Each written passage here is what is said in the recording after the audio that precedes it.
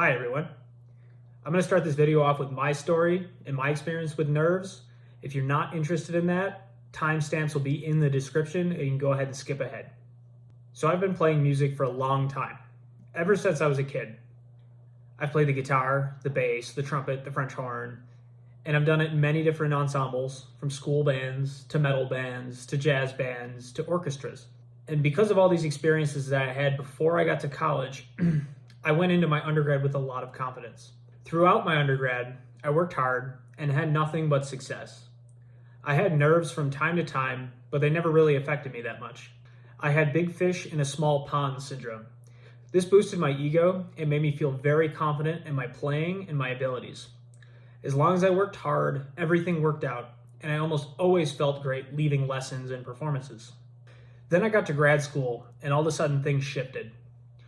I got around a bunch of other players that were also working very hard. And because he believed in me so much, I had a teacher that was pushing me to hold very high standards. Just as a side note, this teacher was absolutely incredible. Definitely has had the most impact on me of any I've ever had. His patience and understanding with me through this difficult time is what allowed me to continue my education. But anyway, all of a sudden, I no longer felt like alpha fish in the pond. What I was doing in my undergrad was no longer working. During that time, I worked very hard, but very dumb.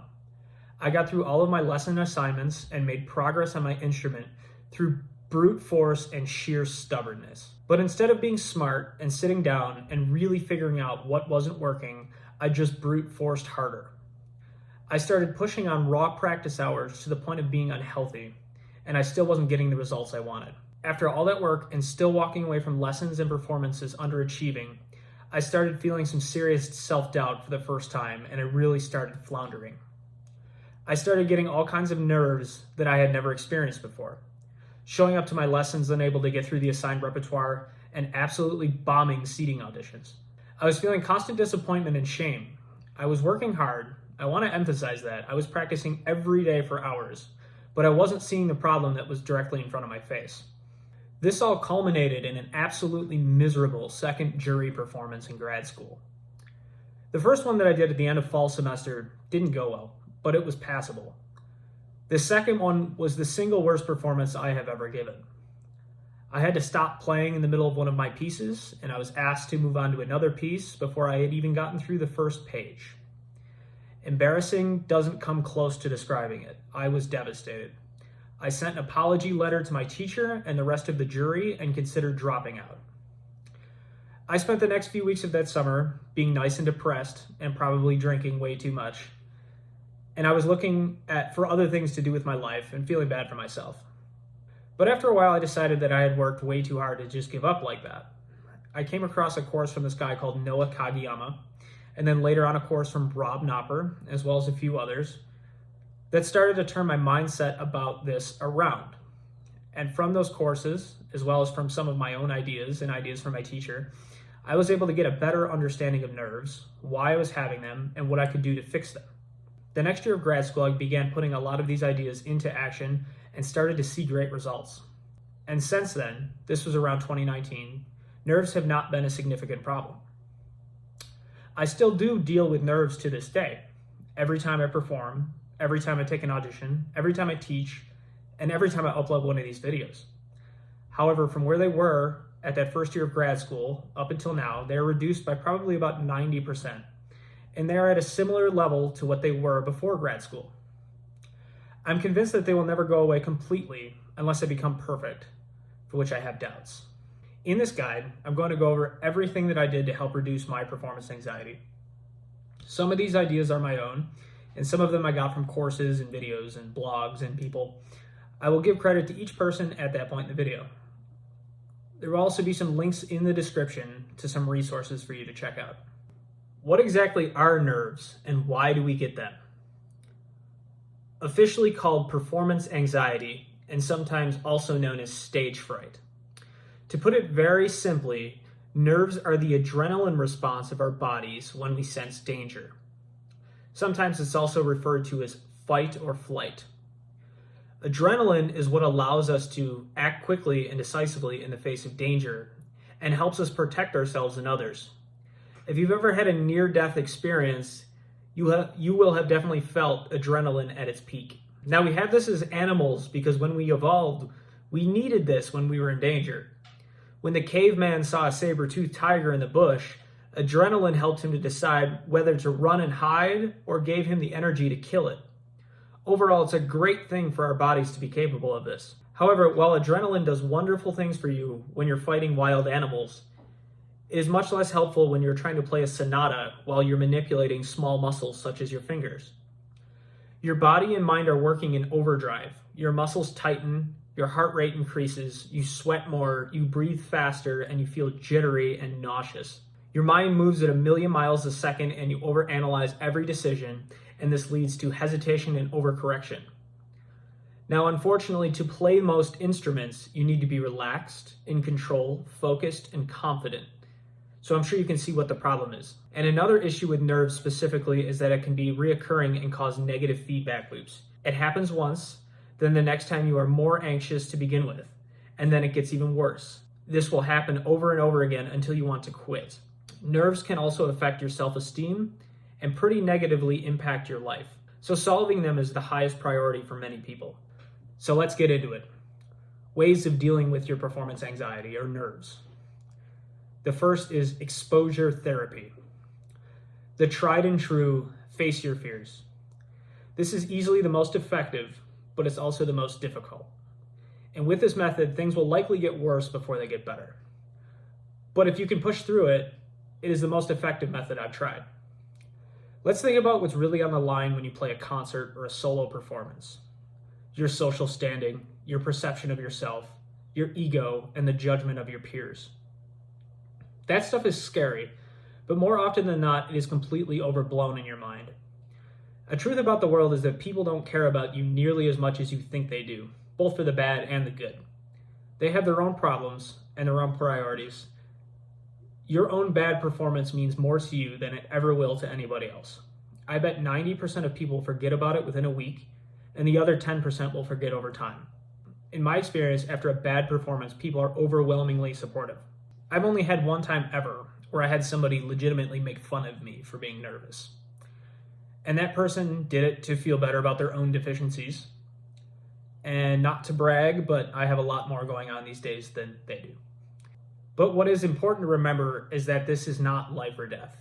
It is not as serious as some of us take it. But let's think about something you probably do every single day that literally can be life or death. Driving. Driving is incredibly risky, both to yourself and to other people. You are in charge of a multiple-ton hunk of metal moving at highway speeds. One wrong move, and you could seriously injure or kill yourself or somebody else. But I'm guessing most of the time you don't even think about that. Think how scary it was the first time you drove a car, how hesitant you were, and how aware of the consequences of your actions were.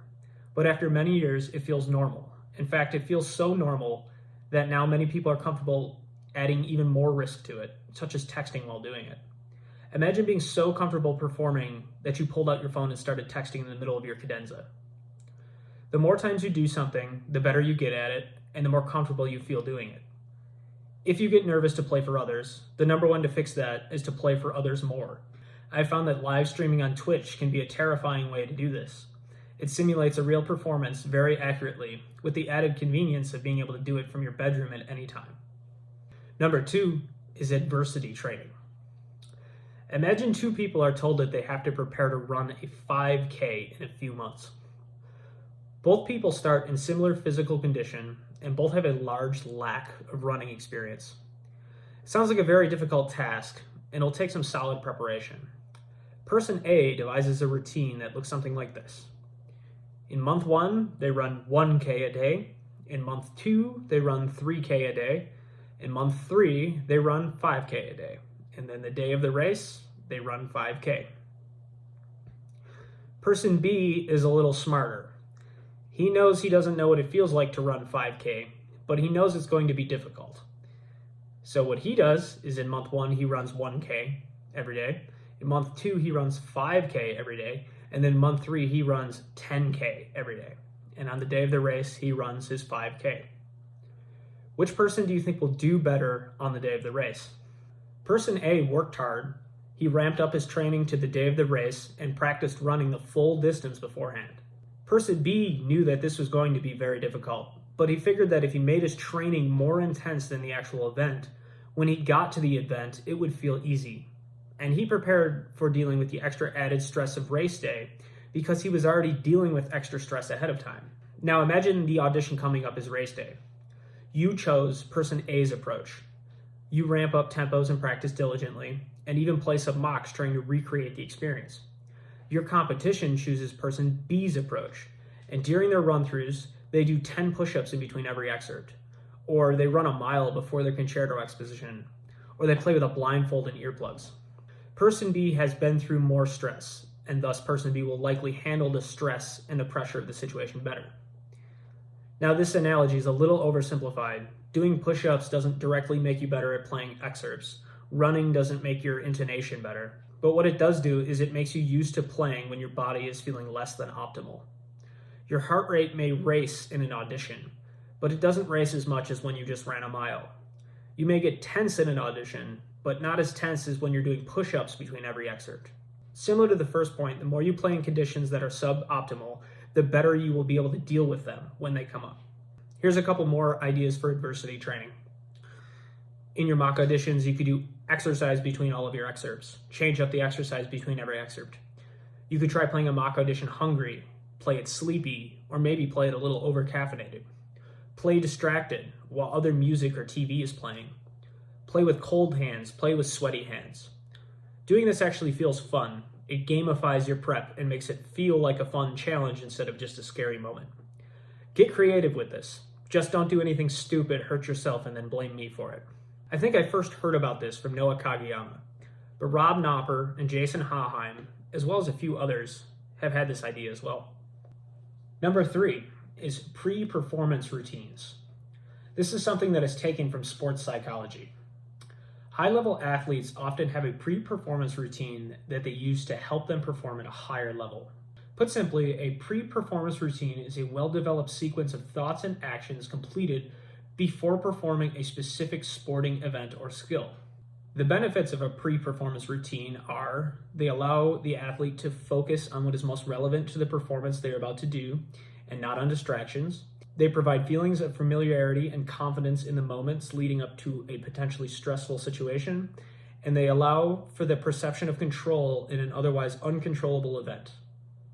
And that definition was taken from the Sprint Project.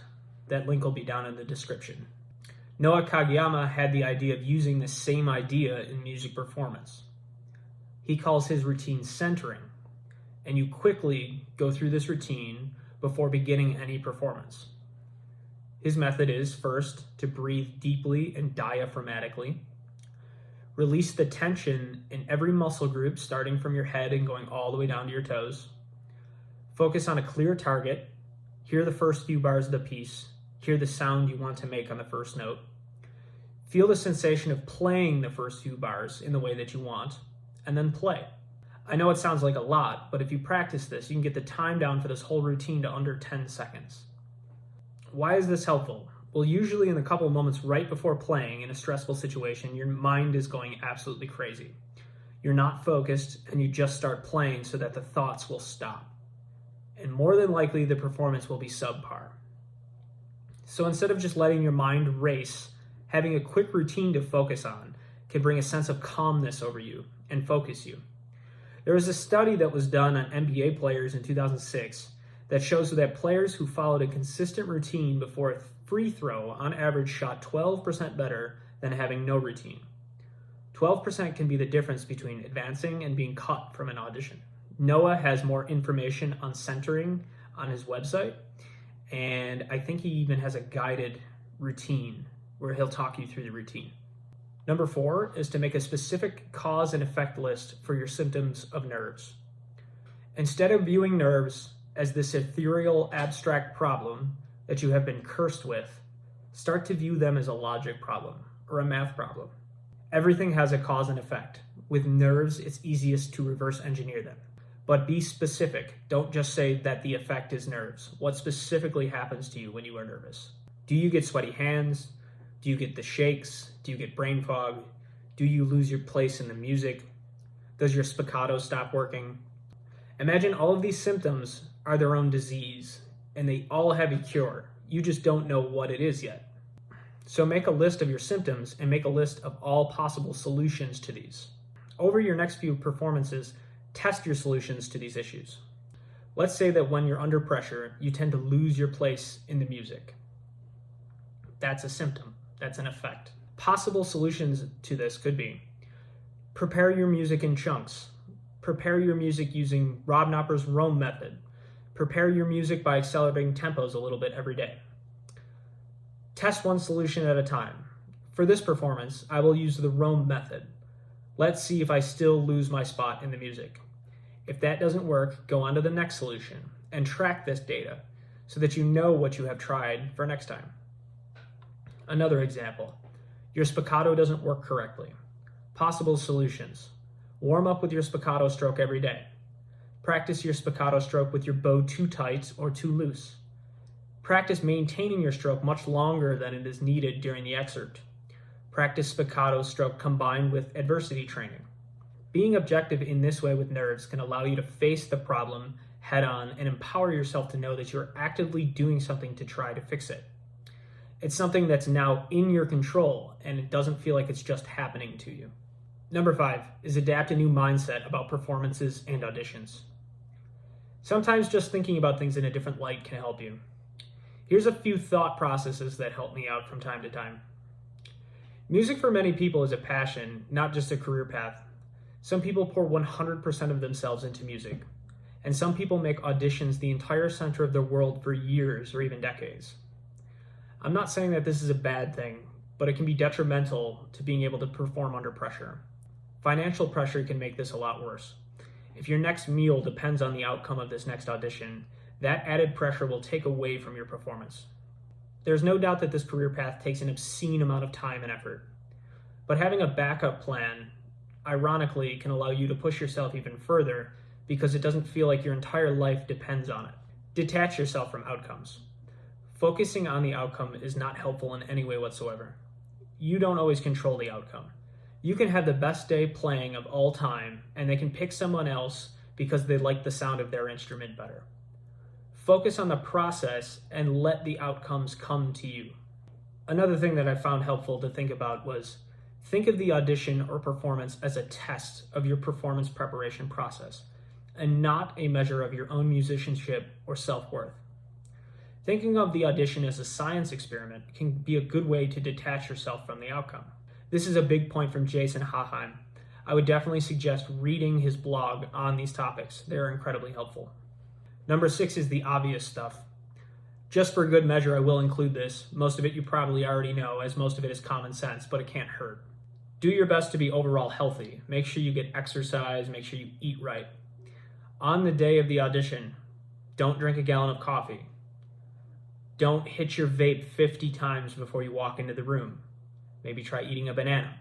Any substance that's going to spike your heart rate or spike your blood pressure is probably something you want to avoid. Also, be prepared for what you're about to perform. Even when you are prepared, you're going to be a little nervous, but if you're not, it's going to be way worse and it's not going to go away.